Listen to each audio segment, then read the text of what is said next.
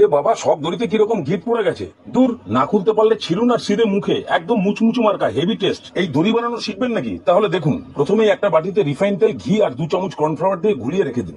এবার ময়দাটা মেখে ফেলুন। 300 গ্রাম ময়দা, 1 চামচ গুঁড়ো চিনি, হাফ চামচ নুন, এগুলোকে ভালো করে মিক্স করে তারপরে জল দিয়ে মেখে একটা ডো তৈরি করে সামান্য একটু রিফাইন তেল লাগিয়ে কাপড় দিয়ে ঢাকনা দিয়ে রেখে দিন 20 মিনিট। 20 মিনিট পরে পরোটার সাইজে লেচি কেটে সামান্য একটু রিফাইন তেল দিয়ে একদম পাতলা করে বেলে নিয়ে কর্নফ্লাওয়ারের লোশনটা ভালো করে চারিদিকে লাগিয়ে দিন। তারপর একটা হাফ ভাঁজ করুন। এবার উপর থেকে 1/2 ইঞ্চি ছেড়ে দিয়ে একটা ছুরি দিয়ে সরু সরু করে এরকম ভাবে কাট লাগাতে থাকুন। এবারে ভাঁজটাকে খুলে খেপড়া জাল যেরকম ভাবে পুকুর থেকে টানে সেরকম ভাবে টেনে গোল করে পাকিয়ে ল্যাচটাকে মুখের মধ্যে ঢুকিয়ে দিন। বাস, দড়ি বা লাচ্ছা তৈরি করার হাফ কাজ শেষ।